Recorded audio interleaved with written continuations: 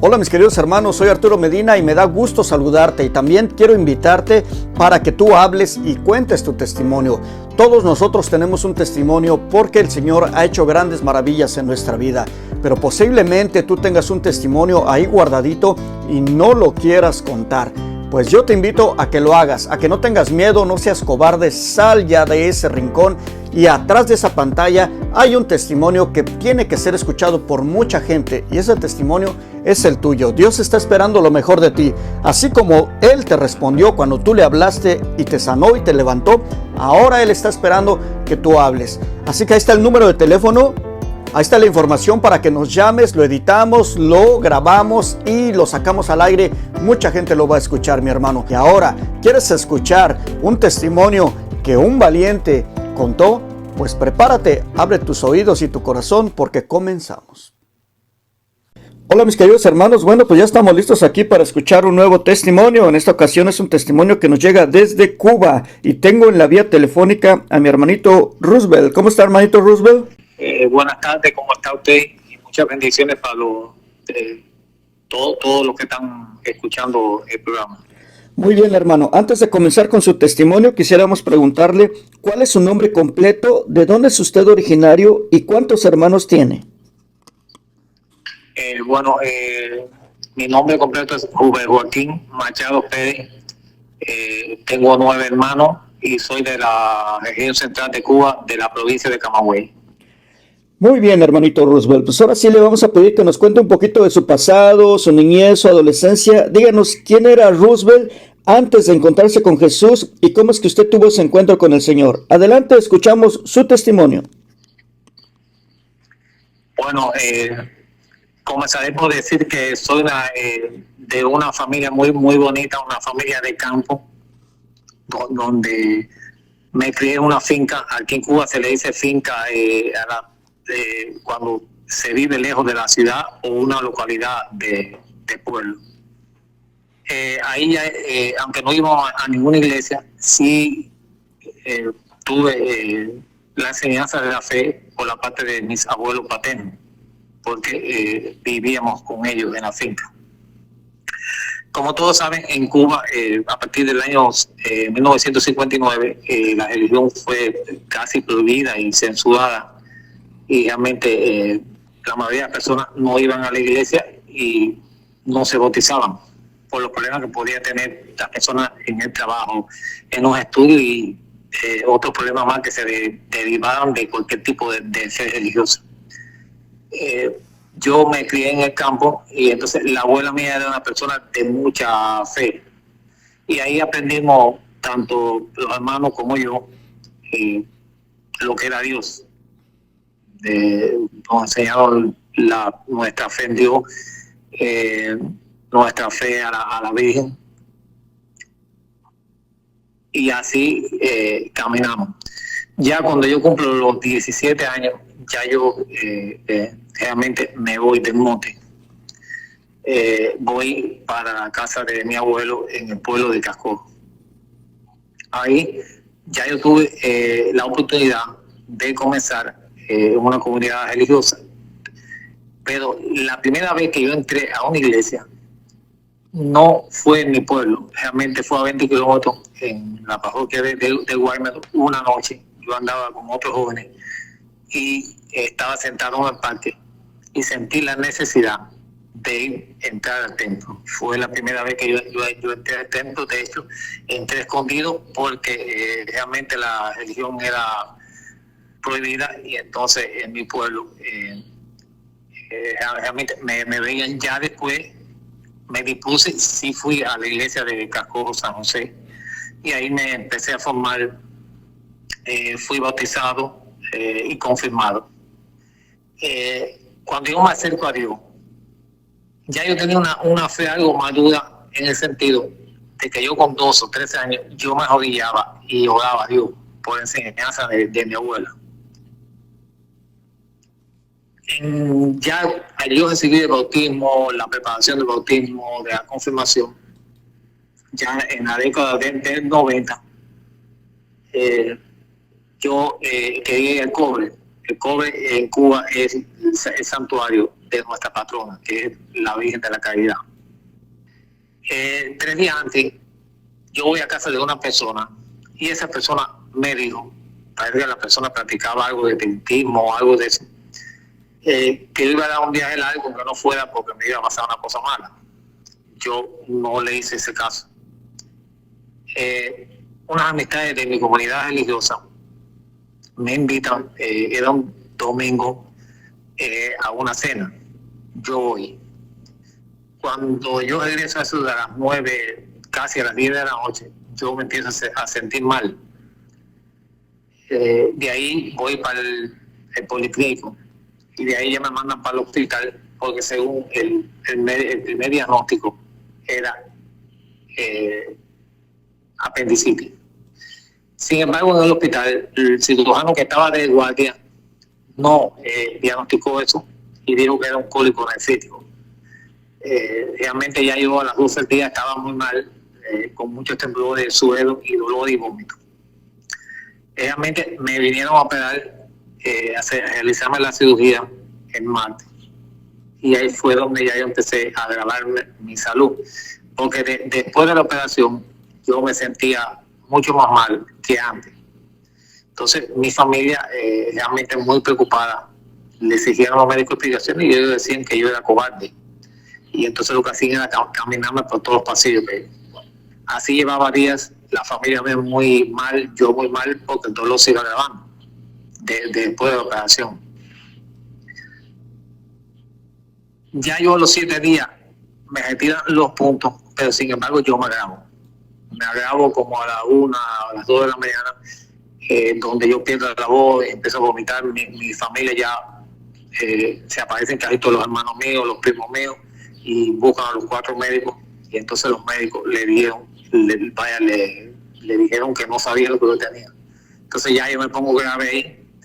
Y en ese momento, yo lo único que no perdí fue la lucidez de mi mente, pero sí los movimientos de las manos y la voz. La perdí realmente. Entonces yo escucho cuando ellos le dicen a mi familia que tiene que meterme al salón. Cuando ellos dicen eso, yo dije entre mí, ya me muero porque ya yo sabía el estado que yo estaba. Ellos vienen y me cogen la mano y me dicen, no te preocupes, pero hay que meterte al salón otra vez. Ya ellos me meten al salón, ya en un estado yo muy grave. En el salón, ellos me hacen la cirugía, pero en el medio de la cirugía, que quizás cuando ellos me están cogiendo los puntos, yo nunca se me va a olvidar esta voz ni la cara de la anestesista, porque yo escuché que la anestesista se giró y dijo, religioso, ya no te mueres. Pero con una risa que quizás no sé por qué, pero sí fue real, porque bueno, después ellos no sabían cómo yo lo hubiera sabido, pero en ese momento de esa gravedad yo lo vi todo en ese sentido de la anestesista. De ahí estuve varios días muy graves, donde tuvieron que abrir la herida otra vez,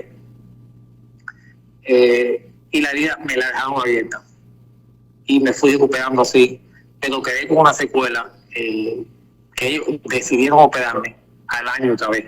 Entonces tuve que estar un año caminando despacio, comiendo poco, porque realmente las tripas me quedaban para ese lado. Al año me ingresaron y me operaron, me reconstruyeron y quedé bien. ¿Qué pasa? Después que yo salí del hospital, yo comencé a notar cambios en lo que es la vida espiritual mía.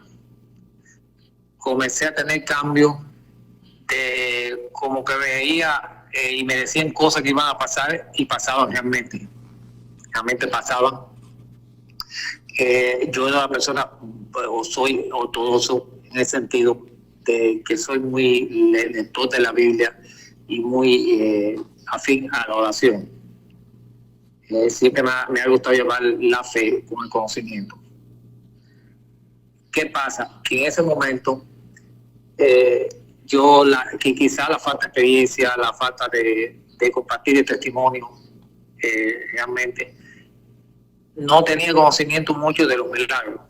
yo era una persona que no creía mucho en milagros. De hecho, las personas decían, incluso los médicos, que yo me había salvado por milagro de Dios. Y yo, por supuesto, que le daba gracias a nuestro Dios. No tenía una devoción específica a la Virgen María, sí, no creía en la Virgen María. Sí creía en San Miguel Arcángel, San Rafael Arcángel, creía mucho. De ahí comencé, porque en todo esto, y déjenme aclararle, porque se me olvidó este detalle, que lo primero que me sucede ante yo tener esos problemas de salud fue que yo estaba en la casa de mi abuelo, debajo de un árbol de fruta, y yo escuché algo como una voz que me dijo que me iba a operar 7 veces. Yo realmente me asusté y se lo comenté a familiares y amigos, y ellos pensaron que había sido ideas mías. Y fue después, me ocurrió lo que ya les conté. Bueno, de ahí empecé a tener como si fuera ataque del demonio. Me venían incluso cosas, sueños, visiones de santería, de brujería. Yo rechazaba aquello con la oración y con mi fe católica. Realmente fue así. Yo no tenía esa influencia de mi familia. De mi familia nunca se había practicado eso. Y entonces fue una batalla. Yo busqué, por supuesto, opiniones en sacerdotes. Yo, de hecho, siempre he tenido directores espirituales. Por eso recomiendo a todas las personas que tengan un director espiritual. Incluso cuando yo iba a comulgar, yo sentía como que había una fuerza que me alejaba de comulgar. Algo que no era de Dios. Yo veía aquello como que era un ataque del demonio. No hablaba mucho de eso porque realmente hay veces que cuando uno habla de esos temas es malentendido y malinterpretado. Así yo fui profundizando en lo que es la lucha espiritual. Entonces ya después, a los 33 años, vengo a residir para acá, para la capital de Cuba, lo que es La Habana. Aquí comienzo en esta parroquia donde me mantengo hasta hoy en día, pero empiezo a tener aún más los ataques del demonio y problemas de salud. Yo en un momento dado, de 2009 a 2013, 2014, estuve en una etapa donde me dediqué mucho al estudio, a los eventos culturales, al estudio de bioética, la filosofía, el estudio de humanidades, y quizá un poco me alejé de la fe en el sentido de mi labor pastoral. Sin embargo,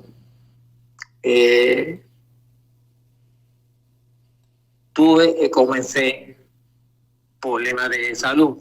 Yo realmente me daban en visiones lo que me iba a pasar. Aquello para mí era difícil porque cuando uno va, te dicen lo que te va a pasar, realmente como humano, aunque tengamos fe, como que eso nos asusta. Y fue cuando yo comencé la primera vez con un sangramiento gástrico. Un sangramiento gástrico en el 2011. Ese sangramiento gástrico me llevó a la sala intensiva del hospital militar de aquí de La Habana. Ahí, gracias a Dios, me pusieron todos los medicamentos y todo el protocolo médico y salí de eso. De ahí ya sí cambió mi vida, porque di un cambio brusco, bajé 100 libras, dejé todos los eventos culturales y académicos que yo estaba en ese momento y ya me dedico a lo que es la vida de la iglesia.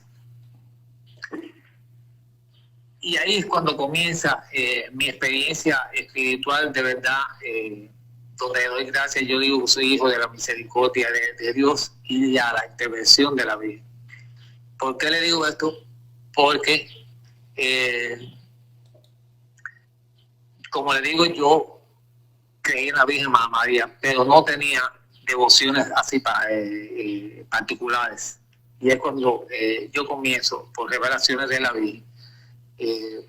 La primera revelación que obtuve con la Virgen fue cuando ella se aparece y me dice, sigue a mí. Yo hoy siempre digo eso, que si soy el cristiano que soy, es por medio de la Virgen, porque para mí esa palabra me cambió mucho. Fue un cambio muy profundo, un cambio realmente que doy gracias a Dios, porque me acercó mucho a Jesús. Me acercó mucho en la oración a Jesús, en la búsqueda de la Sagrada Escritura, estudiar la Sagrada Escritura, y para mí eso fue un signo realmente grande, la intervención de la Virgen. Después de esa primera dolencia aquí en la capital de La Habana, tuve una segunda. En esa segunda yo me agravé mucho. Y entonces yo tenía una duda, porque cuando me decían que me iba a pasar eso, me lo decían lo mismo de despierto y me pedían me ponían las imágenes de cómo yo voy a poner. Yo decía que eso no podía ser de Dios, y realmente yo pienso que el demonio hay que tener mucho cuidado, se lo digo a todas las personas que me están escuchando, de los mensajes que uno recibe, porque yo creo hoy en día que realmente el demonio se hacía pasar como por un ángel de luz o un buen espíritu para engañarme, ¿te das cuenta? Le digo esto porque yo estoy una noche y me dicen que la brujería existe y que yo me ponía mal, que yo iba para el hospital, y efectivamente a los 2 días yo estaba en una sala intensiva con un sangramiento muy grave.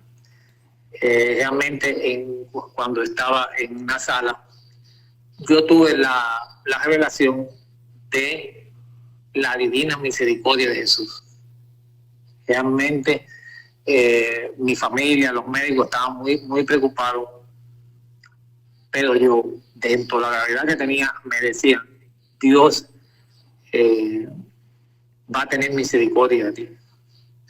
Y es cuando llega un médico, porque me estaba bajando la hemoglobina, y entonces cogen, no sé si un medicamento, y con agua congelada, y me la echen por el dedín para el estómago. Y parece que eso ayudó a que no siguiera sangrando, y entonces deciden ponerme transfusiones de sangre.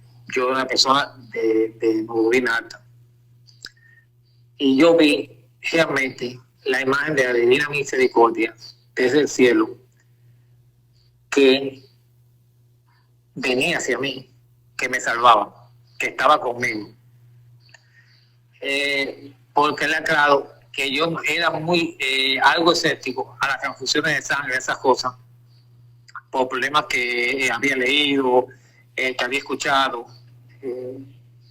No era que tenía tendencia a los testigos de Jehová, sino que había leído las consecuencias, hay veces todas esas cosas que influyeron sin duda en que yo tuviera dudas sobre las transfusiones de sangre. Ahí yo me di cuenta que Jesús me había salvado. Ahí me di cuenta también que Jesús me había escogido para una misión, porque cuando me transfundieron, yo las 2 manos realmente para cogerme las arterias, fui realmente pinchado varias veces, y me recordaba cómo Jesucristo fue crucificado en la cruz. Cuando yo salgo de ahí, empiezo a tener más cercanía con la Virgen, pero no todavía al Santo Rosario. Yo era un católico muy orante y muy cumplidor en la misa, pero no con el Santo Rosario, ni iba mucho al Santísimo. Después de ahí, la Virgen sigue con diferentes signos manifestándose. Y es cuando yo tengo otro problema de salud, me surge lo que en Cuba se dice cálculo, que es piedra en la vesícula. Que de hecho tuve que realizarme la cirugía. Ya en ese lado de lo que es la parte derecha del estómago tenía varias operaciones, una malla y más la operación de la vesícula. Yo estoy en la noche en mi cama, algo dormido y veo cómo viene. Era como si fuera un demonio, un mal espíritu, el mismo demonio. No le puedo asegurar, sí le puedo asegurar que no era una cosa de Dios. Y coge y me pone en ese lado. Era como que me apretó, como si fuera una mano con unas uñas bastante agresivas en ese lado. Realmente cuando yo hago así, que estaba medio dormido, que me despierto con el dolor en ese costado. De ahí empecé a tener en ese costado inflamación, dolor y un malestar muy grande. Ya un malestar que realmente me provocaba preocupación, síntomas, insomnio. Una noche estoy yo aquí mismo durmiendo aquí en la casa parroquial y se me aparece lo que es la Virgen con el Inmaculado Corazón de María y me dice: todo ese dolor y toda esa enfermedad, ofréceselo a mí. Yo realmente me asusté aquello, yo no estaba habituado a tener signos así. Y entonces cogí y entonces fue cuando yo empecé a rezar el rosario. Incluso lo hacía delante de la imagen de Nuestra Señora de los Dolores, que es nuestra patrona aquí en mi parroquia. Y fue cuando empecé a dar un giro más a la búsqueda de la verdad, pero en compañía de María. El cambio fue ahí. ¿Qué pasa? Parece que durante toda mi vida yo dudé mucho de los milagros, dudé incluso, parece ser, de muchas ocasiones, de los testimonios que yo veía, de las devociones marianas. A veces yo pensaba que era la psicología de las personas, la visión de las personas. ¿Qué pasa? Que cuando uno se mete en el mundo de la filosofía, de la bioética, del estudio, se le mete mucho el pensamiento del mundo que es contrario al pensamiento de la iglesia. Sin duda que eso influye mucho. Posteriormente, ya yo tengo esa fe, sin embargo, sigo ataque del demonio. El demonio parece que no quería que yo me acercara a la Virgen María. De hecho, hoy le puedo asegurar que el demonio odia a la Virgen María, odia el rosario. Es mi experiencia personal. Un día, eso fue a principios de febrero, estamos en la COVID, ya inicio de la COVID en el 2020, fue en febrero de 2020. Yo vengo a la iglesia a orar. Y cuando yo vengo aquí a la iglesia a orar, me dice, tengo una locución interior donde la Virgen me dice: vas a quedar vivo para cumplir todos tus propósitos. Yo realmente algo como que me asusté.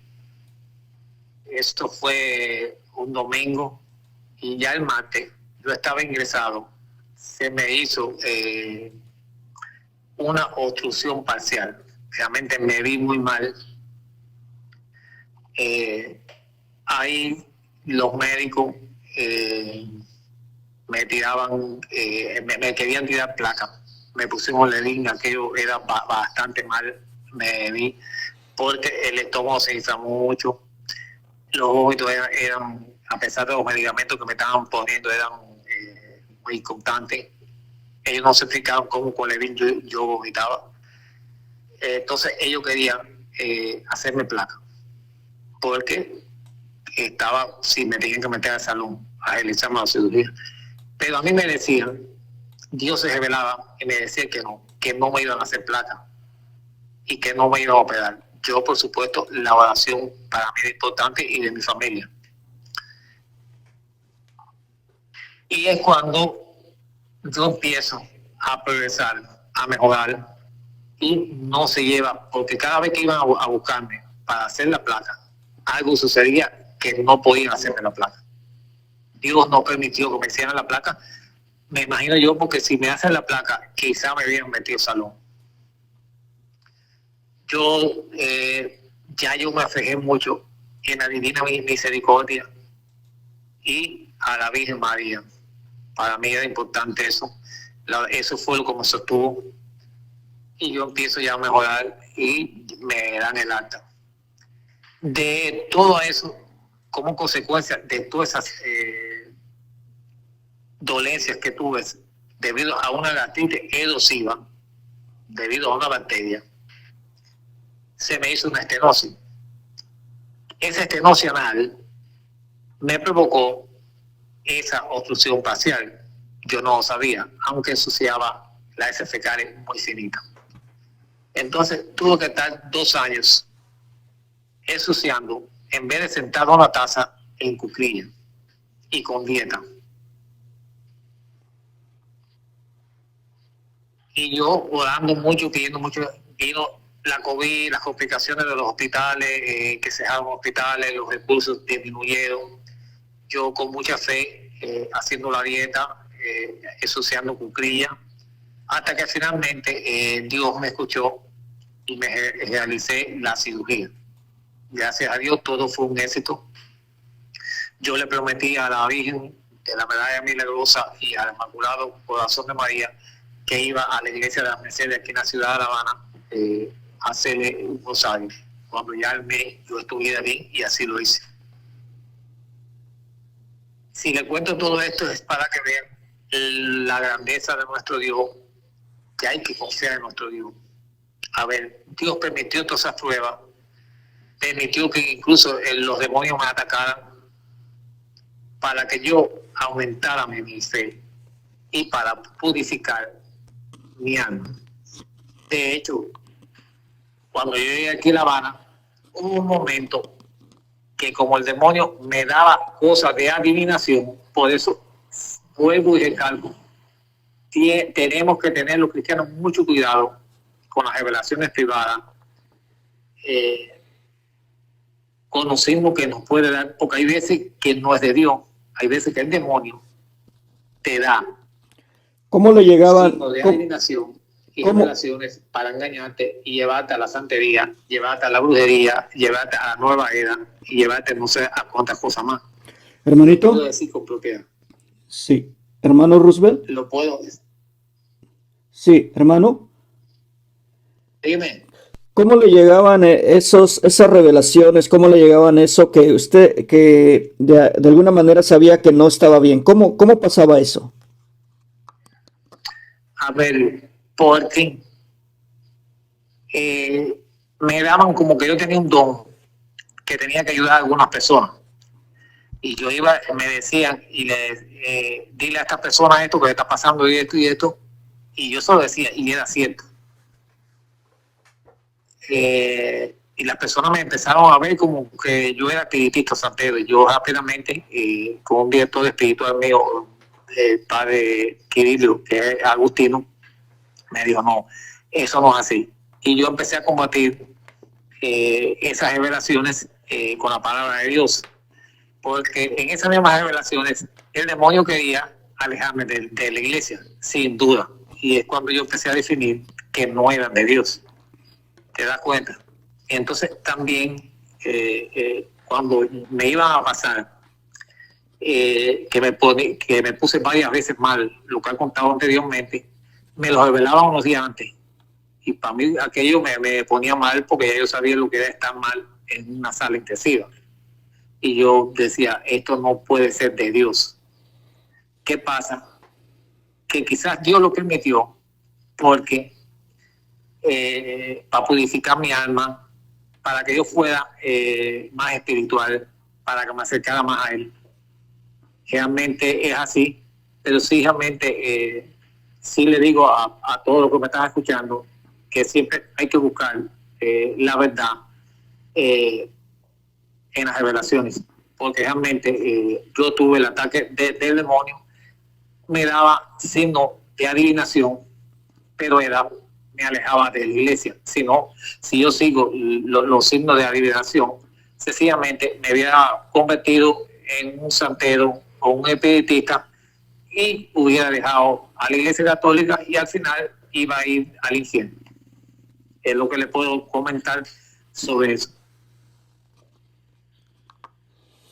Amén, hermano. Continúe un poquito más. ¿Qué otras experiencias espirituales tuvo con todo esto, mi hermano Roosevelt? ¿Nos puede contar, por favor? Bueno, la última vez que yo estuve ingresado en intensiva, donde no me realizaron la placa, yo le pedí mucho a San Miguel, a San Rafael Arcángel y a la Divina Misericordia. A poco tiempo después, yo tuve la revelación de la Virgen María. Nunca fueron cosas que para mí fueron nuevas, de que la Virgen María, acompañada del apóstol Santiago, se apareció y me dijo: nosotros no te dejamos que te hiciera la cirugía. Para mí eso fue algo grandioso, porque realmente me dio un signo de que la Virgen estaba conmigo y que realmente el Santo Rosario para mí es importante. De hecho, debido a todas esas revelaciones y a las pruebas que pasé de salud, de hecho, me operé 7 veces. Realmente, y 7 veces, la mayoría de las veces estuve muy complicado de salud. Y es cuando yo tomo la decisión del Santo Rosario. Para mí el Santo Rosario fue una lucha, porque tenía como una fuerza exterior de que me alejaba del Santo Rosario. Y yo comencé a rezar el Santo Rosario 1 vez, 2 veces, 3 veces, y entonces fue cuando yo empecé también por revelaciones, porque yo estaba en una parroquia, te voy a decir, el 5 de mayo de este año. Y yo estaba, cuando el sacerdote iba a consagrar, y algo me empezó a decir: adoradores perpetuos del sagrario. Y eso fue una bendición para mí, porque eso me llevó a buscar la oración y la cercanía con Jesús en el sagrario. De hecho, todos los días trato, si no tengo inconveniente, de que, porque hay en ocasiones que no se puede ir a la iglesia todos los días, de hacer el rosario de la coronilla a la Divina Misericordia delante del sagrario, y el rosario de la llama de amor del Inmaculado Corazón de María. Yo, de hecho, me convertí en un aislado mariano, a ser un activo mariano. ¿En qué sentido? A divulgar en las redes sociales mucho la devoción a la Virgen María, a compartir el rosario en las parroquias y a compartir el testimonio en el sentido de lo que es divulgar la devoción al Santo Rosario. Para mí, la devoción al Santo Rosario, la devoción a la Divina Misericordia, ha sido esencial para buscar la gracia del Espíritu Santo. Para mí, buscar la gracia del Espíritu Santo ha sido una bendición, a pesar de las grandes pruebas de salud, realmente grandes pruebas de salud que pasé, muy fuerte. Pero hoy les puedo compartir que soy un laico comprometido aquí en mi parroquia, un laico que no duda de que nuestro Señor está con nosotros, un laico que no duda que existe el infierno, que existe el reino de Dios, que el demonio nos está atacando, que existe la nueva era, que existe la santería, el espiritismo, pero que también existe ese Dios que si nosotros le hablamos de corazón, si nosotros escuchamos a Dios, Él nos salva. Porque también yo quiero compartir que también una de las cosas que me he aprendido y he experimentado en mi testimonio es que debemos también de aprender a escuchar a Dios, porque casi siempre con las dificultades de salud y miles de problemas que tenemos, le pedimos a Dios, pero no escuchamos a Dios. Y una de las cosas que yo aprendí y le doy gracias a Dios es que aprendí a escuchar a Dios. Aprendí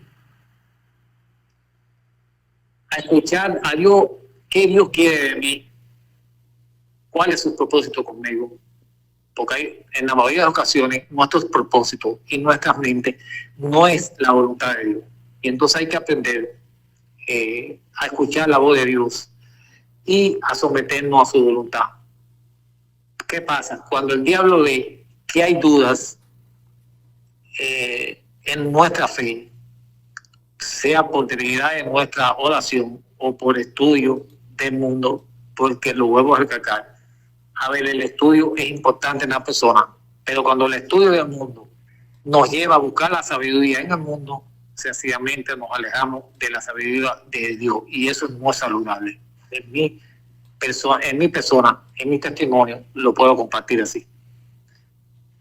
Y entonces, después de esto, ya en los últimos meses, este año, he tenido muchas revelaciones con el Inmaculado Corazón de María.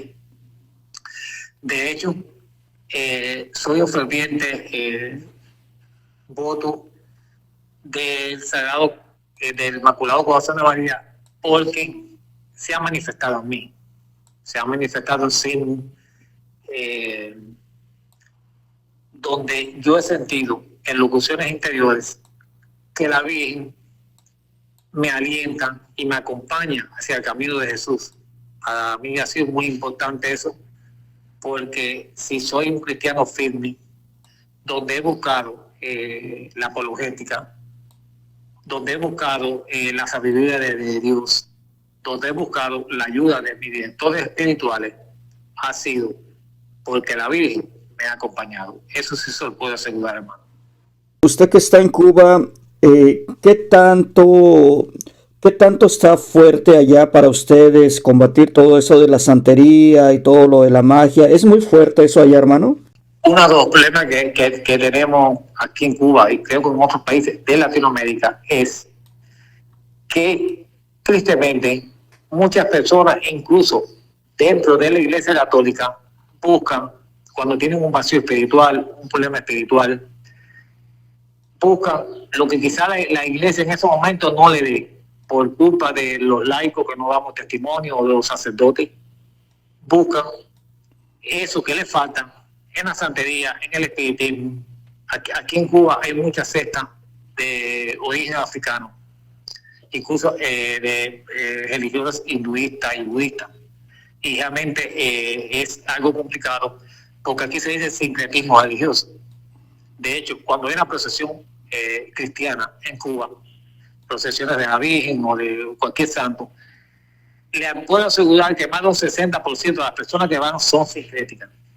Personas que tienen en sus casas ídolos de creencias africanas, y realmente es triste porque el demonio actúa. Y eso, por supuesto, que debilita a una comunidad, porque yo como católico no puedo creer en ningún ritual que no sea dentro del catecismo de la iglesia. Y realmente, tristemente, el secretismo siempre ha penetrado a la iglesia en Cuba, como lo ha penetrado en Brasil y en México.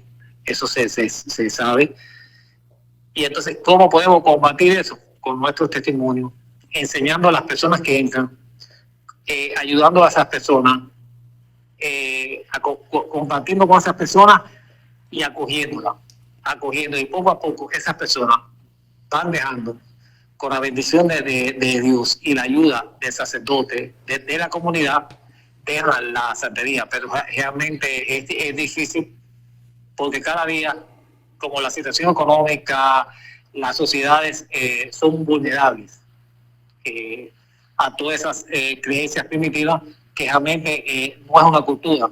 Porque aquí en Cuba, por ejemplo, se tiene como que es una cultura y no es así. Eso es un mecanismo de dominio del demonio. Realmente es triste decirlo, pero los católicos tenemos que ser más activos en la evangelización, en la acogida, en nuestras comunidades a esas personas y no imponer, pero sí tratar con la palabra de Dios, con la sabiduría y con la gracia del Espíritu Santo, salvar a esas personas del camino donde están, porque realmente están en un camino de oscurantismo que realmente lleva a cualquier persona al infierno. Eso sí, sin duda, hermano.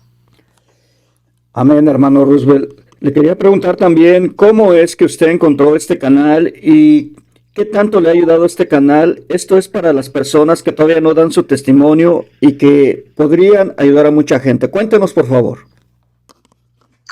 A ver, yo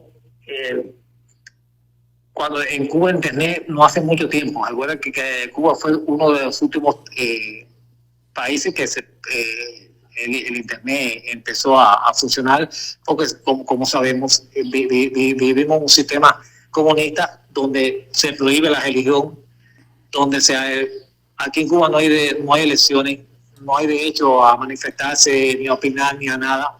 Sencillamente le puedo compartir también que las iglesias cubanas, no solamente la católica, sino las protestantes también, somos iglesias de cultura. ¿En qué sentido? Porque yo le digo que somos de cultura porque nos encejamos en los templos y nos hacemos con una cultura de existencia. ¿Por qué? Porque realmente las creencias religiosas en Cuba están prohibidas. Claro, desde el año 1998, con la primera visita del Papa Juan Pablo II, hubo cierta apertura y después vino Benedicto y Francisco y hay cierta apertura, pero realmente la religión en Cuba, como toda clase de libertad, está censurada. Entonces, hermano, lo que le puedo compartir es que el internet fue bendito. ¿Por qué? Porque nos hace libre de la información. Y eso me dio la oportunidad de yo publicar. De hecho, yo soy uno de los laicos que más publico en Cuba sobre el Evangelio, la Sagrada Escritura y la Virgen María, lo que es la Iglesia Católica como tal, pero me gusta mucho la apologética. Y entonces yo empecé a buscar, yo sigo muchos videos en YouTube, y di con usted, con el canal de usted, y con otros canales también de Santiago, un argentino, y de Miguel Ángel, que también da testimonio, bueno, de varias personas en YouTube, y eso sí ayuda. Eso es importante porque no solamente te ayuda a tu fe, sino que te alimenta, te da la fuerza y la valentía de compartir el testimonio, de perder la pena, de perder el temor. Yo creo que lo que hacen ustedes es muy importante porque, aunque no lo crean, es un mecanismo de evangelización que Dios utiliza para llegar a otras personas. Fíjese, es así que yo estoy en Cuba y mire, estoy conversando con usted y realmente sí tuve la decisión de contar el testimonio, es porque me fui alimentando durante algún tiempo de los testimonios que ustedes transmitían y otras personas en YouTube, y me decidí realmente a compartirlo, porque realmente yo pienso que cuando Dios nos da y somos salvados por Él, como lo hizo con el personaje de Job, como lo hizo con el personaje de Tobías, incluso en Tobías, si puedes leer, ¿qué le dice el ángel San Rafael a Tobías? Que estas cosas hay que contarlas, ¿te das cuenta? Y entonces yo creo que es muy bonito que el trabajo que ustedes hacen, de verdad que los felicito, porque es un trabajo que llega a la gente, es un trabajo que transforma a la gente y es un trabajo que invita a la gente a perder el miedo. Y eso es para la gloria de Dios, y así vamos ganando la gracia del Espíritu Santo, porque para todas estas cosas tenemos que pedir la gracia del Espíritu Santo, hermano.